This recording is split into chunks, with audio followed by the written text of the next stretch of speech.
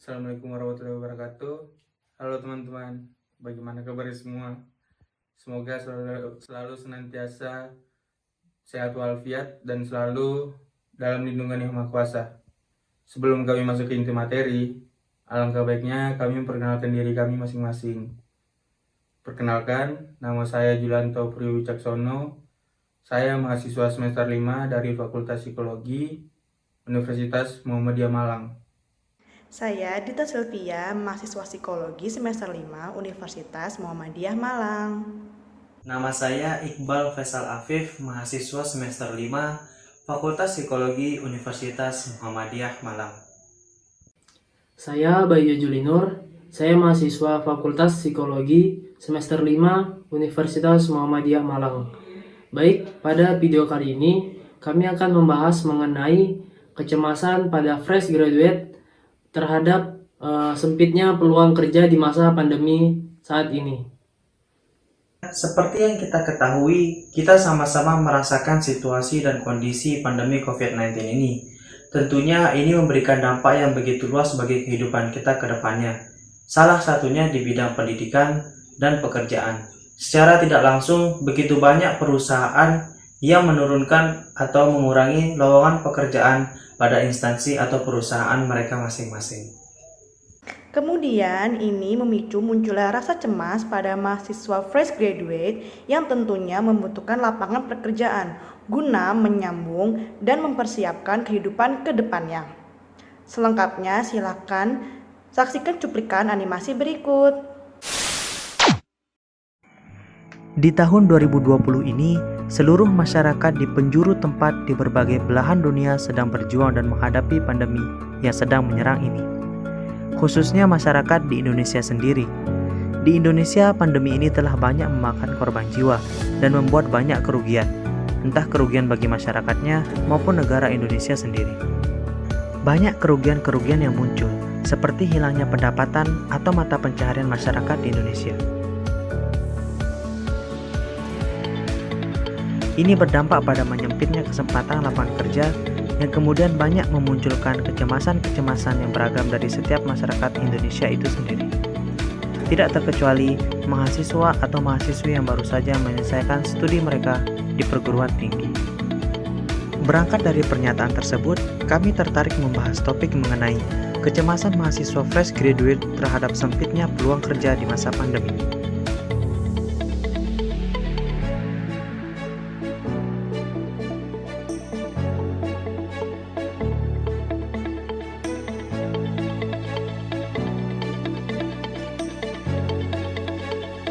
Bagaimana gambaran mengenai fenomena ini? Kegalauan kerap melanda mahasiswa sold out atau yang biasa kita sebut dengan fresh graduate. Bukan karena skripsi yang tak kunjung di-ACC oleh dosen pembimbing ataupun penelitian sulit dan sebagainya yang telah dilewati selama kuliah. Justru ketika semua tantangan kuliah terselesaikan dan resmi menjadi seorang sarjana.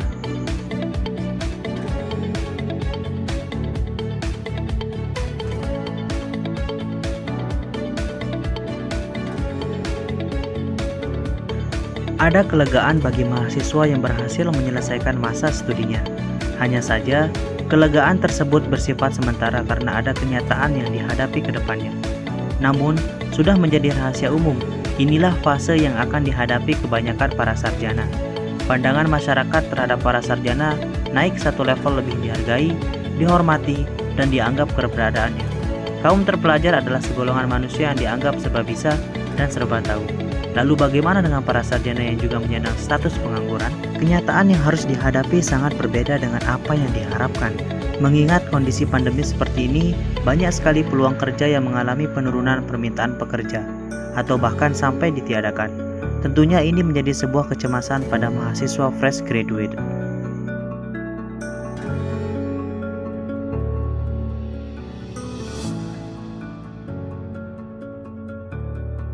Lalu, apa yang dimaksud dengan kecemasan?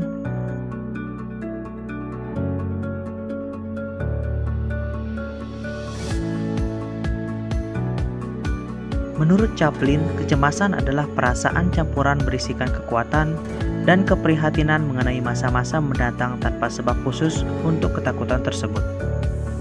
Dalam hal ini, mahasiswa fresh graduate merasakan kecemasan dikarenakan setelah lulus apa yang harus dilakukan, sedangkan peluang pekerjaan yang semakin hari semakin menyempit, ditambah lagi pandemi COVID-19 yang semakin menambah sempitnya cakupan pekerjaan. Apa saja faktor-faktor yang mempengaruhi kecemasan? Ada dua faktor, yaitu faktor internal dan juga faktor eksternal. Penyebab kecemasan menurut Horney adalah berasal dari berbagai kejadian di dalam kehidupan atau dapat terletak di dalam diri seseorang. Kemudian ada respon. Kemampuan seseorang menelaah rangsangan atau besarnya rangsangan yang diterima akan mempengaruhi kecemasan yang timbul. Dan yang terakhir adalah usia. Pada usia yang semakin tua, maka seseorang semakin banyak pengalamannya, sehingga pengetahuannya semakin bertambah. Dalam faktor eksternal, ada dukungan keluarga. Adanya dukungan keluarga akan menyebabkan seseorang lebih siap dalam menghadapi permasalahan yang dihadapi. Contohnya saat kita berada di lingkungan sekitar ibu, ini bisa menyebabkan seseorang menjadi lebih kuat dalam menghadapi permasalahannya. Ada beberapa jenis-jenis kecemasan. Kecemasan rasional merupakan suatu ketakutan akibat adanya objek yang memang mengancam. Misalnya, ketika menunggu hasil ujian, ketakutan ini dianggap sebagai suatu unsur pokok normal dari mekanisme pertahanan dasariah kita. Kecemasan irasional, yang berarti bahwa mereka mengalami emosi ini di bawah keadaan-keadaan spesifik yang biasanya tidak dipandang mengancam. Kemudian, kecemasan fundamental merupakan suatu pertanyaan tentang siapa dirinya, untuk apa hidupnya, dan akan kemanakah kelak hidupnya berlanjut. Kecemasan ini disebut sebagai kecemasan eksistensial yang mempunyai peran fundamental bagi kehidupan manusia. Lalu, apa solusinya? Salah satunya adalah dengan cara mengetahui diri kita sendiri.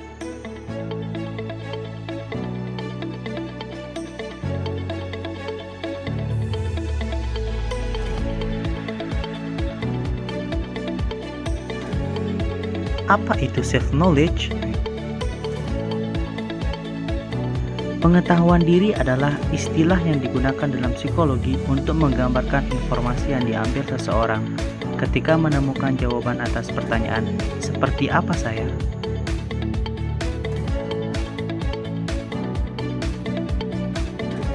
Apa manfaat yang bisa kita dapatkan? 1. Memaksimalkan potensi diri. Apabila kita memiliki self-knowledge yang sehat, bahwa kita percaya kita bisa melakukan ini dan itu, kita bisa membuka potensi diri kita ke hal-hal yang bahkan tidak pernah kita pikirkan sebelumnya. Yang kedua, membantu kita mencapai goals atau tujuan atau keinginan kita dalam hidup.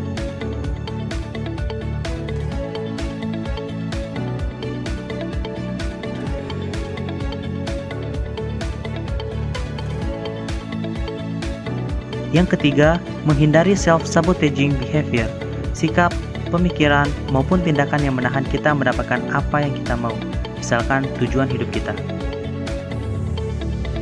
Dan yang terakhir adalah menentukan seberapa jauh kita bisa keluar dari zona nyaman untuk menyelesaikan suatu masalah. Jika kita memiliki self-knowledge yang sehat, kita akan membuat diri kita menjadi pribadi yang lebih positif dan percaya bahwa kita bisa mendapatkan apa yang kita inginkan. Nah, teman-teman sekalian, setelah menyaksikan cuplikan animasi tadi, kami ada beberapa tambahan nih mengenai self-knowledge sendiri. Ini tuh berhubungan dengan self-knowledge, yaitu self-concept atau pengkonsepan diri.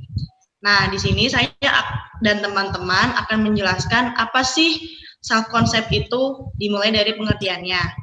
Menurut Dario, karakteristik individu yang memiliki identitas diri yang baik adalah dengan konsep diri yang baik pula.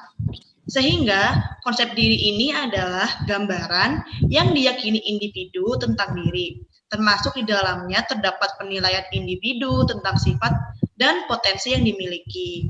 Lalu ada hubungan dengan orang lain, dan lingkungan sekitar, lalu ada tujuan, harapan, maupun keinginan. Lalu, menurut Sunario pada tahun 2014, konsep diri ini itu sebagai hubungan antara sikap dan keyakinan tentang dirinya sendiri. Jadi, dari beberapa pengertian yang telah saya sebutkan tadi, dapat disimpulkan nih bahwa konsep diri adalah penilaian, pandangan, dan perasaan seseorang tentang dirinya sendiri. Nah, dalam kaitannya dengan mahasiswa, tentunya perlu dibangun konsep diri yang positif agar terbentuk kepercayaan diri yang baik pula. Lalu selanjutnya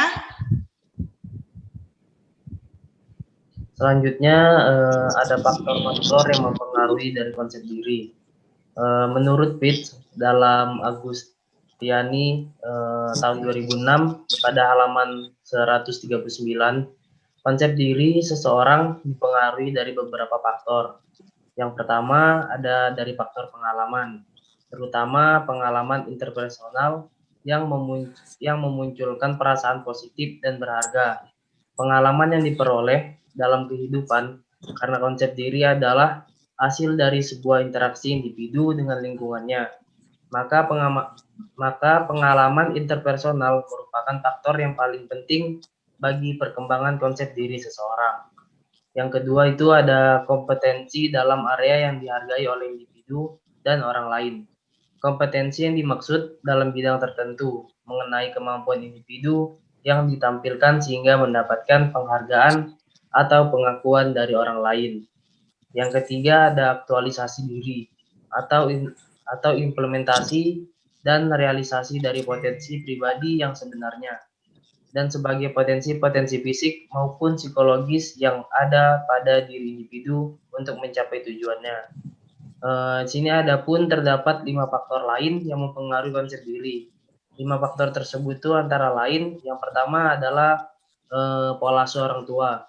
Sikap positif orang tua yang terbaca oleh anak akan menumbuhkan konsep dan pemikiran yang positif serta sikap menghargai diri sendiri. Sikap negatif orang tua akan mengundang pertanyaan pada anak dan menimbulkan asumsi bahwa dirinya tidak cukup berharga untuk dikasihi, untuk disayangi dan dihargai. Dan semua itu akibat kekurangan yang ada pada dirinya sehingga orang tua tidak sayang. Yang kedua itu ada kegagalan. Kegagalan yang terus-menerus yang dialami seringkali menimbulkan pertanyaan kepada diri sendiri dan berakhir dengan kesimpulan bahwa semua penyebab terletak pada kelemahan diri. Kegagalan membuat orang merasa tidak berguna. Yang ketiga ada depresi. Orang yang mengalami depresi akan mempunyai pemikiran yang cenderung negatif dalam memandang dan merespon segala sesuatunya, termasuk menilai diri sendiri. Segala situasi atau stimulus yang netral akan dipersepsikan secara negatif. Yang keempat ada kritik internal. Terkadang, mengkritik diri sendiri memang dibutuhkan untuk menyadarkan seseorang akan perbuatan yang telah dilakukan. Kritik terhadap diri sendiri sering berfungsi menjadi regulator atau rambu-rambu dalam bertindak dan berperilaku agar keberadaan kita dapat diterima oleh masyarakat dan dapat beradaptasi dengan baik. Oke, selanjutnya bagaimana sih ciri-ciri mahasiswa yang memiliki konsep diri yang positif? Ya, menurut kami, ciri mahasiswa yang memiliki konsep diri yang positif itu ada 8. Yang pertama itu mempunyai keyakinan akan kemampuan dirinya dalam menghadapi kehidupan yang sedang dijalaninya. Yang kedua, menganggap dirinya berharga sebagai seorang manusia yang sederajat dengan manusia yang lain. Lalu mampu menempatkan dirinya pada kondisi yang tepat sebagaimana orang lain sehingga keberadaannya dapat diterima oleh orang lain. Yang keempat, bertanggung jawab atas apa yang telah dilakukannya. Lalu yang kelima, menyadari dan tidak merasa malu akan keadaan dirinya. Yang keenam, kelemahan yang dimilikinya tidak membuatnya menyalahkan diri sendiri. sebagaimana ia mampu menghargai setiap kelebihannya. Yang ketujuh, memiliki objektivitas terhadap setiap ujian ataupun celaan. Dan yang terakhir, tidak mengingkari atau merasa bersalah atas dorongan-dorongan emosi yang ada pada dirinya. Kesimpulan dari ciri yang kami miliki, yang kami sebutkan ini, seseorang yang memiliki konsep diri positif yaitu dapat percaya diri pada dirinya sendiri dan juga dapat bertanggung jawab.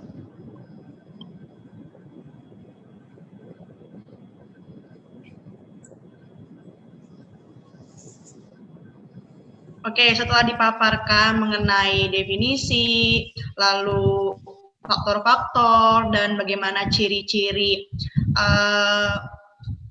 mahasiswa yang memiliki konsep diri yang baik, lalu selanjutnya, apa sih pentingnya memiliki konsep diri bagi kehidupan? Baik, bagaimana sih pentingnya konsep diri dalam kehidupan kita? Pada dasarnya konsep diri akan memberikan kerangka acuan yang mempengaruhi manajemen diri. Dalam hal ini, memberikan konsep diri akan memberikan kita suatu jalan, akan menemukan diri kita sendiri. Ini memberikan kita sebuah gambaran bahwa sifat itu, konsep diri itu memiliki konsep diri negatif dan konsep diri juga yang ada juga yang positif. Individu yang memiliki konsep diri negatif meyakini bahwa ia memandang dirinya itu seperti individu yang lemah, tidak dapat berbuat apa-apa, tidak memiliki kompeten sama sekali, gagal, tidak menarik, dan tidak disukai atau kehilangan daya tarik dalam memperjuangkan atau memiliki motivasi yang rendah dalam kehidupannya. Individu ini akan cenderung bersikap pesimis terhadap kehidupan dan kesempatan yang dihadapinya. Ini sangat berbahaya terlebih bagi mahasiswa fresh graduate yang akan melawan kerasnya dunia luar dalam dunia pekerjaan, terlebih saat pandemi ini, di mana lowongan pekerjaan sempit dan banyak sekali PHK terjadi. Kemudian sebaliknya, individu dengan konsep diri positif akan mampu menghargai dirinya dan melihat hal-hal positif yang terdapat pada dirinya sendiri.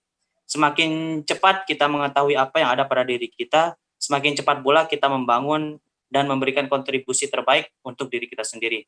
Faktor ini sangat berpengaruh dalam proses belajar apabila kita lihat kepercayaan diri sangat diperlukan dan dimiliki dalam diri mahasiswa fresh graduate.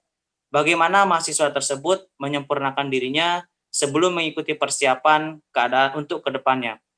Untuk menyempurnakan dirinya dengan kepercayaan diri tersebut, bahwa mahasiswa fresh graduate harus benar-benar siap untuk melawan kehidupan ke depannya. Kemudian sehingga dalam kepentingan prestasi, kemajuan, dan perkembangan, konsep diri mempunyai peranan yang sangat signifikan. Signifikannya itu di mana dilihat dari tindakan manusia, erat kaitannya bagaimana manusia mendefinisikan dirinya. Jadi pertanyaannya, apakah penting atau tidak? Tentunya sangat penting, terlebih bagi mahasiswa fresh graduate di masa pandemi ini. Dengan optimis pada diri sendiri, bisa menjadikan kita semangat dan termotivasi untuk terus berkembang meningkatkan skill yang ada. Self-knowledge dan self-concept memberikan kita gambaran bahwa kita sebagai individu cocoknya di mana dan arahnya kemana. Oke, baik. Begitulah informasi tambahan dari kami mengenai bagaimana self-concept itu sendiri. Yang karena dari penjelasan itu, jadi kita tahu bahwa self-concept itu memiliki hubungan penting pada self-knowledge itu sendiri. Nah, sebelum video ini diakhiri, ada beberapa closing statement untuk teman-teman fresh graduate di sana, yaitu untuk teman-teman yang di sana, jangan khawatir kalau misalkan kalian tidak mendapatkan pekerjaan di tengah pandemi ini. Kalian bisa meningkatkan motivasi diri atau kelebihan-kelebihan yang ada di dalam diri kalian sebagai sarana untuk menggantikan hal-hal yang kalian cemaskan. Untuk teman-temannya,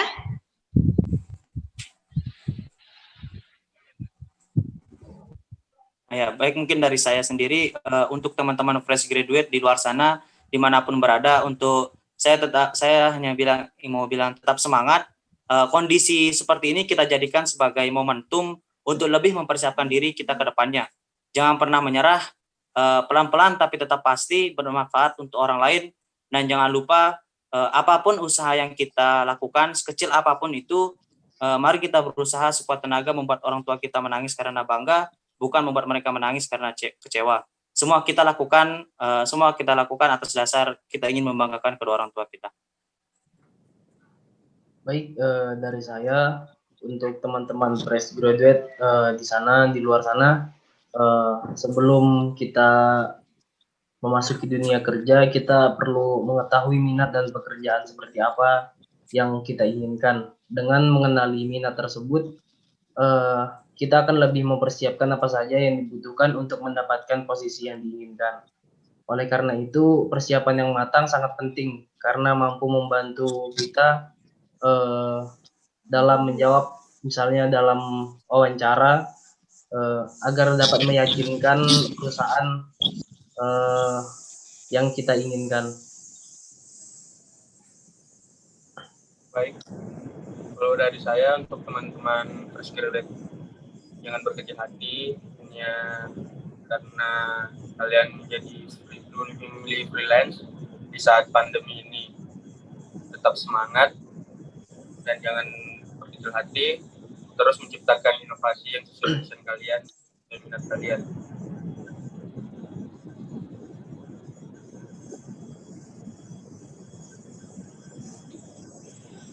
Oke, baik, segitu dulu tambahan dari kami. Terima kasih karena telah menyimak video ini dari awal hingga akhir. Mohon maaf bila kami semua memiliki kesalahan dalam mengucapkan atau menjelaskan materi kepada kalian semua. Wassalamualaikum warahmatullahi wabarakatuh.